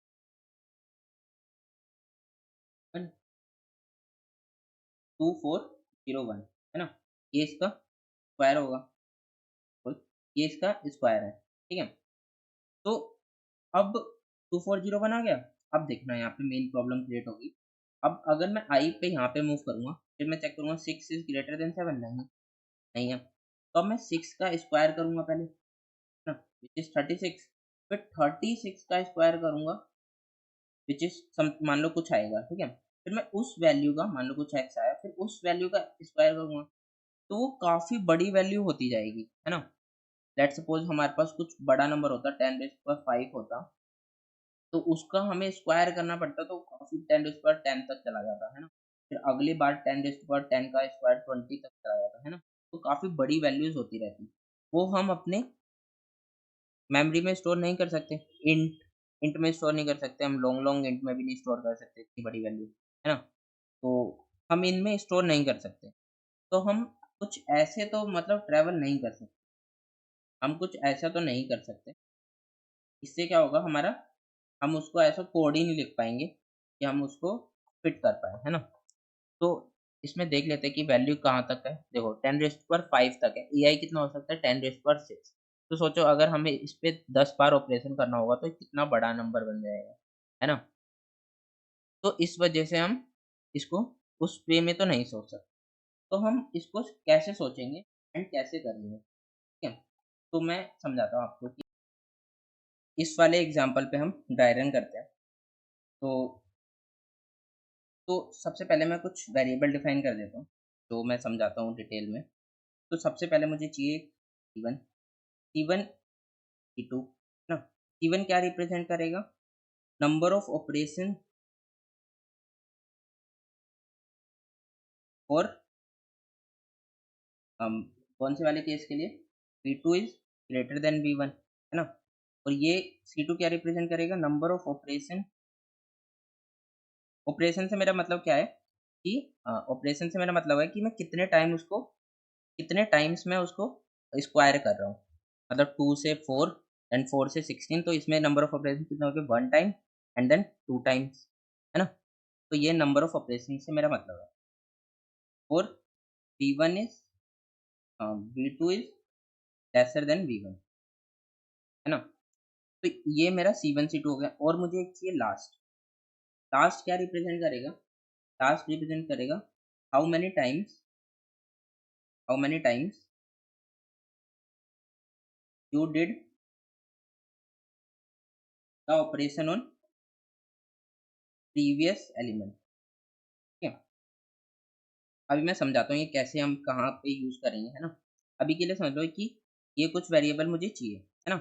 हम इस पे कंप्लीट ड्राई रन करके चेक करेंगे कि हमें ये कहाँ पे कैसे यूज़ करना है, और मैं इसकी इंडेक्सिंग कर देता हूँ। तो सबसे पहले देखो, यहाँ पे मैं क्या कर रहा था, यहाँ पे मैं उसको ऐसे इंक्रीमेंट कर रहा था, है ना? तो वो हम इंक्रीमेंट ऐसे नहीं कर सकते। हम 2 पर्टिकुलर एलिमेंट्स को लेके चेक करते हैं V1 और V2 को, है ना? चेक करते हैं, चेक करके उसकी नंबर ऑफ ऑपरेशंस फाइंड कर लेते हैं कि कितने नंबर ऑफ ऑपरेशंस बनेंगे, है ना? हम सिर्फ नंबर ऑफ ऑपरेशंस को स्टोर करेंगे। हमें उसका ये स्टोर कर हम इसको ऐसे नहीं स्टोर करेंगे कि यहाँ पे 64 से अपडेट कर दिया हम, है ना? हम 64 स्टोर नहीं कर सकते क्योंकि बाद में काफ़ी बड़ा नंबर हो जाएगा। हम क्या करेंगे, 64 को स्टोर ही नहीं करेंगे। बस हम उसका इम्पैक्ट स्टोर कर लेंगे कि इसका नंबर ऑफ इम्पैक्ट कितना पड़ेगा, है ना? उसका नंबर ऑफ इम्पैक्ट कितना पड़ेगा उसको इंक्रीजिंग बनाने के लिए, है ना? मैं सिर्फ़ उसका इम्पैक्ट स्टोर करूँगा, बाकी मुझे उसके नंबर से मतलब नहीं। तो अब देखते हैं नंबर से कैसे मतलब नहीं है। तो लेट्स सपोज़ हम ड्राई रन करते हैं। मैं V1 और V2 लेता हूँ, ठीक है? तो इस वाले केस में हमारा क्या है? V2 is lesser than V1, है ना? ये वाला केस है। समझते हैं कि V1 और V2 लेसर देन V1 वाले केस में कैसे करेंगे? V2 is lesser than V1, ठीक है? तो इस वाले केस में हम कैसे करेंगे? तो मैंने क्या बोला कि हमें 2 ये लेने हैं C1 एंड C2, है ना? C1 और C2 क्या रिप्रेजेंट कर रहे हैं? नंबर ऑफ ऑपरेशन फॉर इसके लिए and number of operation for इसके लिए। मैंने C1 ले लिया 0 एंड C2 ले लिया 0, ठीक है? ये दोनों मैंने ले लिया। अब मैं क्या करूँगा? व्हाइल लूप चलाऊँगा जब तक मुझे उसको इंक्रीमेंट करना है। अब मुझे किसको इंक्रीमेंट करना है? 2 को ग्रेटर देन बनाना है ना उससे, तो greater than is equal to बनाना है। मुझे 16 तक उसको नंबर ऑफ ऑपरेशंस करने हैं। मैं क्या करूँगा? V2 is lesser than V1 होता है जब तक, है ना? तब तक मैं V2 को इंक्रीमेंट करता रहूँगा। V2 is equal to V2, ठीक है? और मेरा कौन-सा ऑपरेशन बढ़ेगा? C2 वाला। क्यों? क्योंकि वो इसी के लिए था, है ना? मैंने C2 को इंक्रीमेंट कर, ठीक है? और अब ये देखते हैं कितने टाइम्स बढ़ेगा। तो देखो 2 है, 2 से स्क्वायर होके वो क्या बनेगा 4, देन 4 का स्क्वायर होके 16। हाँ, 16 तक हमें बढ़ाना है। 16 को ये वाला लूप व्हाइल लूप ब्रेक कर जाएगा एंड हम यहाँ पे आ जाएंगे। तो कितने नंबर ऑफ ऑपरेशन हो जाएंगे 2, 2 बढ़ गए, है ना? तो 2 नंबर ऑफ ऑपरेशंस मैं अपने आंसर में स्टोर कर लेता हूँ। आंसर में मैंने नंबर ऑफ ऑपरेशन कितने स्टोर कर दिए 2, और लास्ट में क्या स्टोर कर लेता हूँ। अभी लास्ट आपको और आगे समझ में आएगा कि लास्ट कैसे वर्क कर रहा है ना? लास्ट कैसे वर्क कर रहा है। तो अब मैं क्या करता हूँ, अब अपने V1 और V2 को मैं आगे बढ़ा देता हूँ। V1 आ गया मेरा यहाँ पे, 2 आ गया मेरा यहाँ पे। ये मेरा फर्स्ट ऑपरेशन हो गया, ठीक है। अब मुझे क्या करना है, अब मेरा कौन सा केस है, V2 is greater than V1 वाला, है ना? देखो V2 कितना है 4, 4 इज ग्रेटर देन 2, है ना? V2 is greater than 2 V1। इस वाले केस में मुझे क्या करना होगा, इस वाले केस में मुझे V1 को इंक्रीमेंट करना होगा, है ना? V1 को इंक्रीमेंट करूंगा मैं। तो इसमें V1 को मैं क्यों इंक्रीमेंट करूंगा, मैंने तो पहले ही उसको 16 बना चुका ना यहाँ पे। अब आप बोलोगे कि आप तो पहले ही यहाँ पे 16 बना चुके हैं उसके यहाँ पे ना, अब उसको क्यों इंक्रीमेंट कर रहे हो? तो मैं उसको इसलिए इंक्रीमेंट कर रहा हूँ कि मुझे नंबर ऑफ ऑपरेशंस चेक करने की, इसको नंबर ऑफ ऑपरेशंस कितने लगेंगे 16 बनने में, इसको 16 बनाने में नंबर ऑफ ऑपरेशंस कितने लगेंगे, है ना? नंबर ऑफ ऑपरेशंस बना, इसको 16 बनाने में कितने लगेंगे। तो लेट्स सपोज कि 2 को 16 बनाने में कितने ऑपरेशन लग रहे थे, 2 को 16 बनाने में 2 ऑपरेशन लग रहे थे जो मैंने लास्ट में स्टोर किया था, है ना? अब 2 को 4 बनाने में कितने ऑपरेशन लगे, लेट्स सपोज यहाँ पे भी C1 0 C2, है ना? अब मैं क्या बोल रहा हूँ, मैं C1 को जब तक बढ़ाऊंगा जब तक वो V1 इंटू V1, जब तक वो V2 के इक्वल ना हो जाए, है ना? अब मैं क्या निकाल रहा हूँ, मैं निकाल रहा हूँ कि 2 को 4 बनाने में कितने नंबर ऑफ ऑपरेशन लग रहे हैं, 2 को 4 बनाने में कितने नंबर ऑफ ऑपरेशन लग रहे हैं, हाँ। तो 2 को 4 बनाने में कितने नंबर ऑफ ऑपरेशन लगेंगे, तो लगेंगे यहाँ पे क्या होगा V1 into is equal to V1 and C1 plus. तो 2 को 4 बनाने में एक ऑपरेशन लगेगा, है ना? 2 को 4 बनाने में एक ऑपरेशन लगेगा, ठीक है। बट 2 को 16 बनाने में कितने ऑपरेशन लग रहे थे, 2 ऑपरेशन लग रहे थे, है ना? तो 4 को 16 बनाने में कितने ऑपरेशन लगेंगे, 1 ऑपरेशन लगेगा, है ना? आपको समझ में आ रहा हो तो अगर मैं और विजुलाइज कर रहा हूँ, तो 2 से हम 16 बना रहे थे, हम 2 से 16 कैसे बना रहे थे, 2 4 16, है ना? अब देखो 4 इसमें आ रहा है ना? तो इसमें हमें 2 ऑपरेशन लग रहे थे, नंबर ऑफ ऑपरेशन। अब 4 से 16 बनाने में हमें एक नंबर ऑफ ऑपरेशन लग रहा है ना? तो मैं क्या कह रहा हूँ, मैं इसको 16 बना सकता हूँ एक नंबर ऑफ ऑपरेशन, है ना? लास्ट वाले से कंपेयर कर, तो लास्ट मेरा कैसे वर्क करेगा, अब लास्ट कितना हो जाएगा, लास्ट मेरा हो जाएगा 1 ऑपरेशन, है ना? क्यों, क्योंकि 4 को 16 बनाने में कितने ऑपरेशन लगे 1, है ना? तो लास्ट में मैंने इसमें यहाँ पे मैंने क्या बोला, how many times you did the operation on previous element, है ना? प्रीवियस एलिमेंट पे मैंने कितने टाइम्स उसको ऑपरेशन किया, इस पे मैंने 2 टाइम किया था, इस पे मुझे कितना करना होगा, इस पे मुझे एक ही करना पड़ेगा। क्यों, क्योंकि मैंने चेक कर लिया कि 2 से 4 बनाने में एक लग रहा है और 2 से 16 बनाने में 2 लग रहा था, तो 4 से 16 बनाने में एक ही लगेगा। तो अब मेरा आंसर कितना हो जाएगा, अब मेरा आंसर हो जाएगा 2 प्लस 1 जो लास्ट वाला था, है ना? उतने नंबर ऑफ ऑपरेशन मैंने लगा दिया, ठीक है। तो यहाँ तक अभी इतना हो गया, ठीक है। अब ये इतना हो गया, अब मैं क्या करूँगा, अब इसको आगे मूव कर दूंगा, V1 और V2 को, V2 मेरा यहाँ पे आ जाएगा, V1 मेरा यहाँ पे आ जाएगा, है ना? V1 मेरा यहाँ पे आके V2 यहाँ पे है, और मेरा लास्ट ये है एंड आंसर इतना है।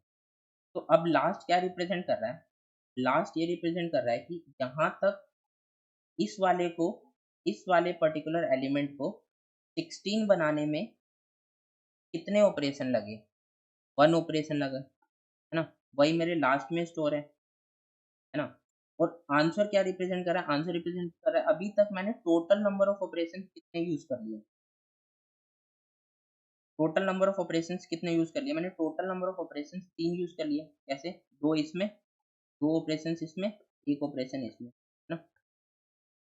मैंने ऐसे यूज़ कर लिया और लास्ट में क्या रिप्रेजेंट कर रहा है कि 4 को 16 बनाने में कितने नंबर ऑफ ऑपरेशंस लग रहे हैं, ठीक है? अब मैं 2 पे आया, 2 क्या है? मेरा V2 is lesser than V1 वाला case, 2 is lesser than V1 वाला केस, है ना? ये वाला केस। तो दोबारा से क्या होगा? दोबारा से क्या होगा? T1 0 हो जाएगा, है ना? यहाँ पे लिख लेते हैं T1, या फिर उसी में अब चेंजेस कर देते हैं। तो अब 0 बन गया, है ना? तो दोबारा से मेरा ये वाला केस चलेगा, वाला केस। अब मुझे क्या करना है? अब मुझे अब मुझे 2 को 16 बनाना है, 2 को 16 बनाना है, 2 को 16 बनाना है। मैं प्रीवियस लास्ट वाले से चेक कर लूँगा कि लास्ट वाले को कितना टाइम लगा। लास्ट वाले को कितना टाइम लगा, मतलब कितने नंबर ऑफ ऑपरेशंस लगे 16 बनने में। तो ये 4 है, 4 को लगे 1 ऑपरेशन 16 बनने में, है ना? और 2 को कितने लगेंगे? 2 को लगेंगे 2 ऑपरेशन, है ना? कैसे पता चला कि 4 से मुझे 16 बनाने में तो 1 ऑपरेशन लग रहा है, वो मैंने लास्ट में स्टोर किया, ठीक है? अब 2 से मुझे मैं चेक कर लूँगा 2 से 4 बनाने में कितना लग रहा है, 1 और लग रहा है ना? यहाँ पे मैं क्या चेक कर रहा हूँ, 2 से मुझे 4 बनाने में कितना लग रहा है, V2 और V1 में, ठीक है? तो 1 ऑपरेशन लग रहा है, तो लास्ट वाले में मैं 1 ऑपरेशन प्लस करूँगा। लास्ट वाले में मैं क्या करूँगा, लास्ट मेरा 1 था, लास्ट मेरा 1 था, 1 में मैं क्या करूँगा, 1 में मैं 1 प्लस कर दूँगा, 1 + 1 2, है ना? और मेरा आंसर कितना हो, जितने भी मैंने ऑपरेशन इसमें यूज़ किए, टोटल मैंने इसमें 2 ऑपरेशन यूज़ करे, तो 2 मेरा आंसर में प्लस हो गया। आंसर कितना? 5, ठीक है? तो अभी तक क्या हुआ कि इसको अपडेट कर, इसको 16 बनने में 2 ऑपरेशन लगे, है ना? तो टोटल 5 ऑपरेशन लगे यहाँ तक का सॉर्ट करने में, है ना? ये मेरा यहाँ पे स्टोर है। यहाँ तक का मैंने सॉर्ट कर लिया और कैसे सॉर्ट किया मैंने? V1 और V2 के टर्म्स में सॉर्ट किया और उसकी वैल्यू को मैंने स्टोर नहीं किया। अब V2 को आगे बढ़ाते हैं, V1 को V2 और V1 को आगे बढ़ाते हैं। अब क्या होगा? अब क्या है? V2 is V2 is greater than V1, है ना? ये वाला केस चलेगा। यहाँ पे लिखते हैं हमारी अपडेटेड वैल्यू ये है। अब लिखते हैं यहाँ पे, तो C1 इनिशियलाइज कर देते 0 से, C इनिशियलाइज कर देते नंबर ऑफ ऑपरेशन अभी की, ठीक है? अब मुझे क्या करना है? While V1 into V1 lesser than is equal to V2 हो, तब तक मुझे चलाना है ना? कब तक मैं चलाऊंगा? कि उसको अपडेट करता रहूंगा और अपने ऑपरेशन को प्लस प्लस करते रहेंगे, ठीक है? ऐसे मुझे करना है। तो अब देखो, अब क्या है? 2 को 2 को 16 बनने में 2 को 16 बनने में कितने ऑपरेशन लग रहे थे? 2 को 16 बनने में 2 ऑपरेशन लग रहे थे, है ना? 2 ऑपरेशन लग रहे थे, ठीक है? अब 2 को 256 बनने में कितने ऑपरेशन लगेंगे? 3 ऑपरेशन लगेंगे। वो मैं कहाँ से फाइंड करूँगा? यहाँ से, है ना? V1 को ऐसे चेक बढ़ाते रहेंगे एंड ऑपरेशन बढ़ाते रहेंगे। कैसे देखो, एक मिनट ड्राई रन करके दिखा देता हूँ। तो 2 इंटू 2 4, 4 इज लेसर देन 256, ठीक है? एक इंक्रीमेंट हो गया 1, ठीक है? फिर क्या होगा? 4 into 4 16, 6, 4 into 4 16, 16 is lesser than 250, operation एक और बढ़ गया 2 से। अब 16 into 16, 16 into 16 256, 256 is lesser than equal to 256, एक और ऑपरेशन बन गया। नेक्स्ट वाले के लिए वो वाई लूप चलेगा ही नहीं, है ना? तो मैंने ऐसे फाइंड कर लिया कि 2 से 256 बनाने में मुझे 3 ऑपरेशन लग रहे हैं और मुझे पता है 2 से 16 बनाने में, जो प्रीवियस वाला मैंने 16 बनाया है इसको, वो मैंने लास्ट में स्टोर कर रखा है। तो 2 ऑपरेशन लग रहा है। तो अब मैं कह रहा हूँ कि जो मेरा लास्ट है, मेरा कितना लग रहा है? 3 माइनस 2, सॉरी, जो लास्ट है, लास्ट माइनस जो मेरा current number of operation C1 है ना? C1 में क्या स्टोर हो गया? C1 में स्टोर हो गया 3। तो लास्ट माइनस C1 कितना हुआ? लास्ट माइनस C1 हुआ 2 माइनस 3 इज इक्वल टू -1। ठीक है, -1 स्टोर हुआ। तो -1 और -1 क्या रिप्रेजेंट कर रहा है यहाँ पे? -1 जब होगा तो यहाँ पे क्या रिप्रेजेंट करेगा लास्ट में? तो ये रिप्रेजेंट कर रहा है कि इस मुझे ये ग्रेटर एलिमेंट मिल गया 256, मतलब ये ऑलरेडी इंक्रीजिंग ऑर्डर में है। देखो यहाँ पे ऑलरेडी इंक्रीजिंग ऑर्डर में है ना ये। मुझे पता है यहाँ पे मुझे क्या करना है, लास्ट को मुझे जीरो कर देना है। लास्ट को मुझे जीरो कर देना है, क्यों? क्योंकि इस वाले पे मुझे कोई ऑपरेशन नहीं लगाना 256। क्यों नहीं लगाना? ये ऑलरेडी सॉर्टेड है, ये उसी फॉर्म में है ना? तो मैंने लास्ट को जीरो कर दिया और आंसर में क्या इंक्रीमेंट होगा? आंसर में लास्ट वाला मैं इंक्रीमेंट 5, मतलब 5 तो पहले ही था, 5 प्लस जीरो करा तो 5 ही आ गया। अभी तक मेरा आंसर ये आ गया। ठीक है, अब हम आगे मूव करते हैं एंड आगे समझते हैं। अब मैं क्या करूँगा, फिर से V2 को अपडेट कर दूंगा। ठीक है, अब मैं फिर से चेक करूंगा कैसे। अब V2 is lesser then V1 वाला केस होगा, है ना? तो V2 is lesser then V1 वाला केस होगा। तो 12 से यहाँ पे लिखते हैं V2 is lesser then V1 वाला केस होगा। क्या करना है, while V2 is lesser then V1, फिर क्या करना है, 2 को मैं इंक्रीमेंट कर दूंगा ऐसे, और मैं C2 को मैं इंक्रीमेंट करूंगा। C2 क्या था हमारा? यही था, number of operation for V2 is lesser then V1 वाले केस। अब मुझे क्या करना है, जब ये लेसर होगा तो मुझे इस वाले को इंक्रीमेंट करना है, इस वाले को इंक्रीमेंट करना है। तो इस वाले को इंक्रीमेंट मैं जितनी बार करूंगा उतना ही मेरा आंसर में ऐड हो जाएगा, है ना? तो 2 को 256 बनाना है तो कितने नंबर ऑफ ऑपरेशन? पहले बनेगा 4, देन बनेगा 16, देन 256, 1 2 3, है ना? 3 नंबर ऑफ ऑपरेशन। तो C2 में मेरा कितना आ जाएगा? 2 में मेरा आ जाएगा 3। मैं अपने लास्ट को अपडेट कर दूंगा, लास्ट में मैंने कितने 3 से, है ना? और आंसर में मेरा कितना हो जाएगा? आंसर में डायरेक्ट मेरा अपडेट हो जाएगा जितना भी C2 है। 5 था पहले, 3 अपडेट हो गया, 8 हो गया। तो अभी तक हम क्या कर रहे हैं कि जब हमें C2 मिल रहा है, C2 मिल रहा है कुछ, मतलब वो V2 वाला V2 ज़्यादा होगा, V2 मतलब कम होगा। देखो, इस हमें C2 कब मिल रहा है? अगर हम ध्यान से इसमें ऑब्जर्व करें तो C2 हमें जब भी मिल रहा था जब V2, इस वाले केस में हमें C2 मिल रहा था। तो मैं सिंपली कह सकता हूँ कि इफ मेरा C2 मिल रहा है, अगर C2 प्रेजेंट है, तो मैं अपने लास्ट में सिंपली C2 से को इंक्रीमेंट कर रहा हूँ, है ना? और आंसर में क्या कर रहा हूँ, answer plus is equal to last, है ना? और एल्स में मैं क्या कर रहा हूँ, अगर मुझे C2 नहीं मिल रहा तो मैं क्या कर रहा हूँ, यहाँ पे मैंने क्या किया था कि लास्ट माइनस C1 किया था, है ना? और अगर वो नेगेटिव हो जाता है तो मैं उसको क्या कर रहा था, जीरो पुट कर रहा था। तो इसको मैं कैसे लिख सकता हूँ, last equal to maximum of zero comma last minus C1। ये हम दो केस ये वाले हम अप्लाई कर रहे हैं, ठीक है? तो ये हम ऐसे अप्लाई कर रहे हैं। तो अब आगे मूव करते हैं V1 और V2 को। अब V1 क्या होगा, यहाँ से V2 मूव कर जाएगा यहाँ पे, यहाँ पे। तो अब क्या होगा कि अब मुझे क्या करना है कि ये V2 जो है ग्रेटर देन V1 है। मैं चेक कर लूँगा, 2 से 256 में 3 ऑपरेशन लग रहे थे, है ना? 2 से 4 में मुझे 1 ऑपरेशन लगेगा, है ना? तो 4 से 256 बनाने में मुझे 2 ऑपरेशन लगेंगे, है ना? इससे मैं फाइंड कर सकता हूँ। कैसे? लास्ट माइनस C1 करके, तो 3 -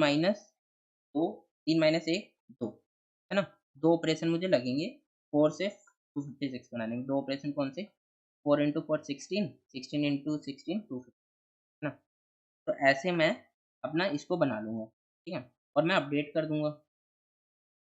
तो मेरा लास्ट कितना हो जाएगा इस वाले में?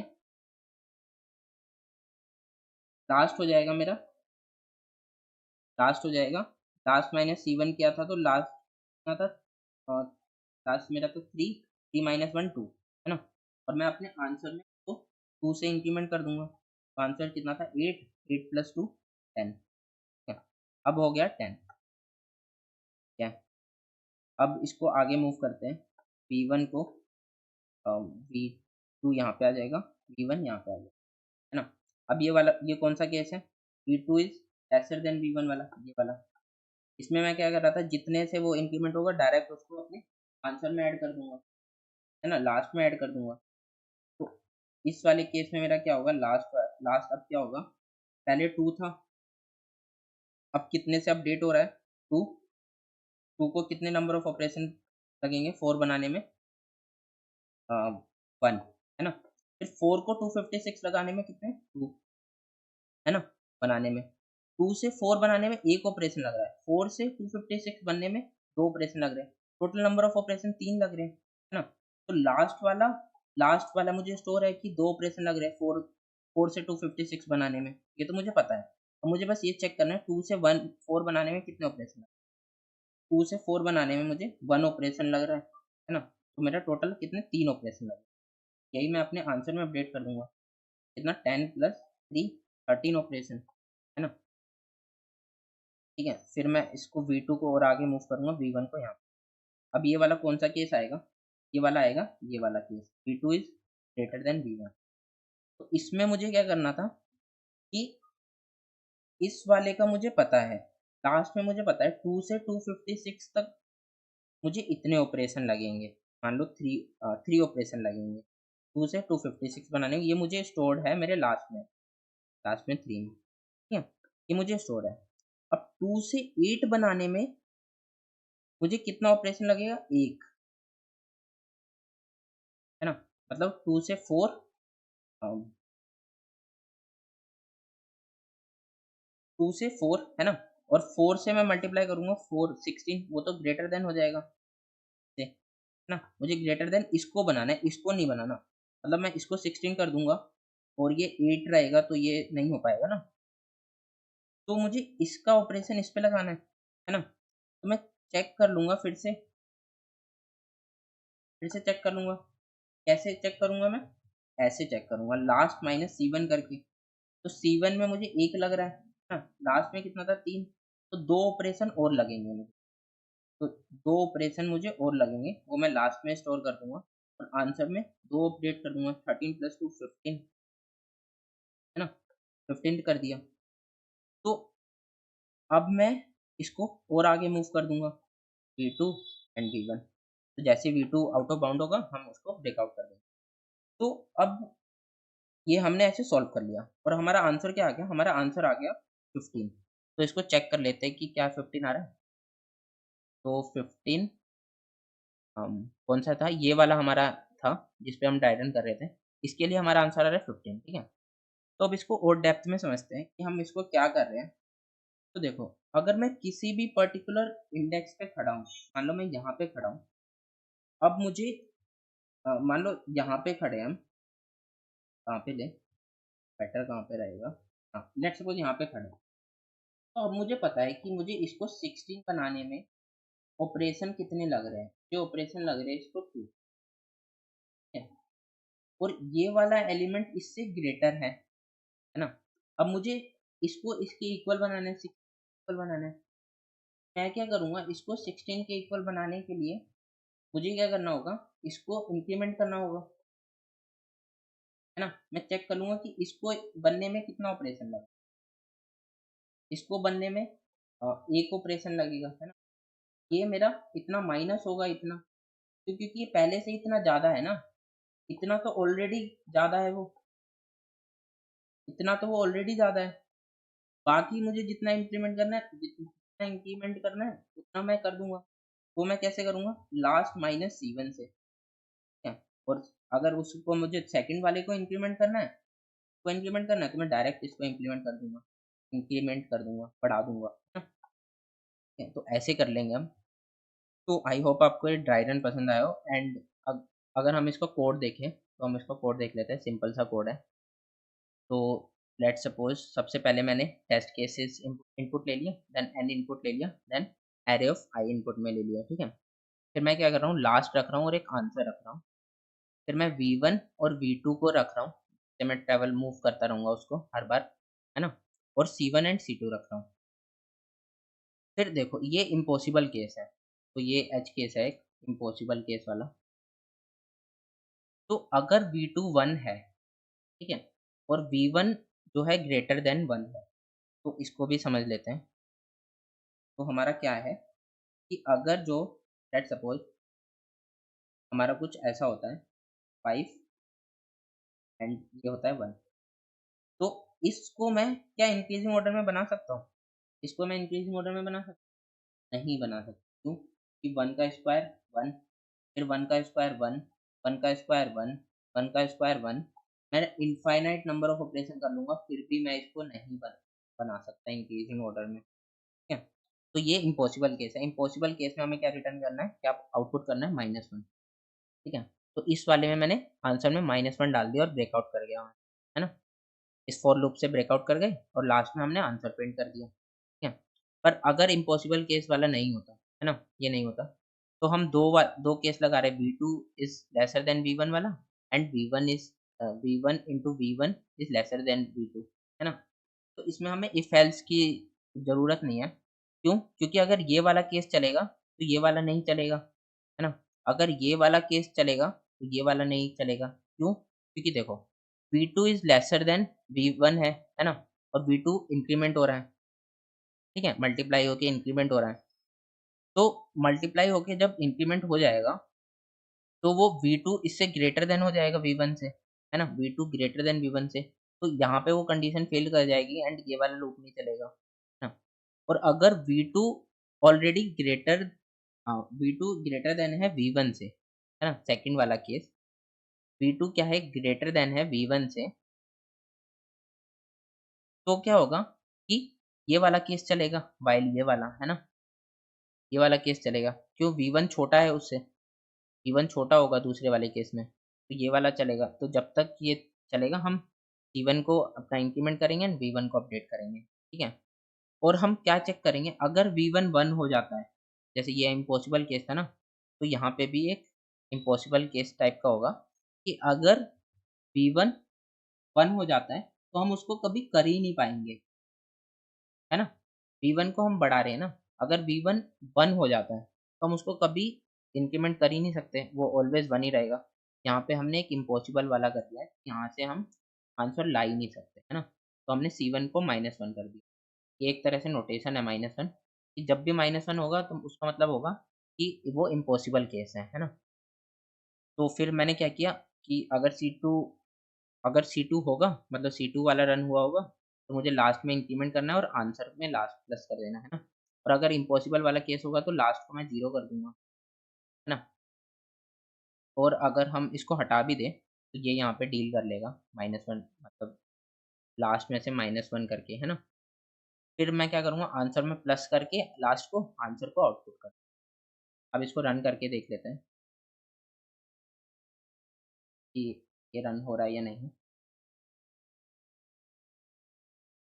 ये टेस्ट केसेस हैं एंड इस पे हम रन करते हैं। लेट्स सी 0 1 -1, है ना? ये आ रहा है 0 1 -1 0 3, ठीक है? तो इसको हमने सॉल्व कर लिया और ठीक है, तो इसको हमने सॉल्व कर लिया बेसिकली। एंड अब हम इसकी टाइम कॉम्प्लेक्सिटी देखें तो ये कितने टाइम चलेगा।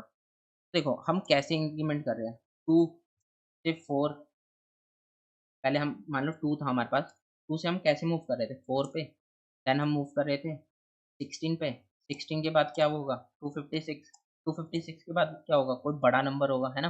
देखो कितनी तेजी से हम मूव कर रहे हैं इस पे, कितनी तेजी से हम इंक्रीमेंट कर रहे हैं, है ना। तो ये कितना होगा, ये log of log of n होगा, है ना? कितनी तेज़ी से मूव कर रहे हैं हम, हर बार 2 से यहाँ पे मूव कर रहे हैं, फिर हर बार उसके मल्टीपल से मूव कर रहे हैं, है ना? तो ये log ऑफ n होगा, है ना? और ये n टाइम्स चल रहा है, तो ये हमारा रन हो जाएगा उस टेस्ट केसेस में। यहाँ यहाँ पे हमारे कितना था 10 रेज़ टू द पावर 5, तो ये 10 रेज़ टू पावर 5 में रन हो जाएगा।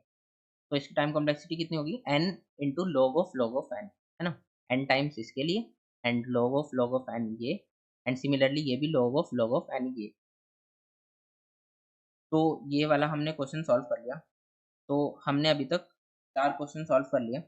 अगर आपको ये वीडियो पसंद आई है तो सिंपली आपको लाइक करना है एंड चैनल को अगर आप न्यू हो तो सब्सक्राइब कर लेना। And that's it for the video and thanks for watching. Thanks, bye bye bye.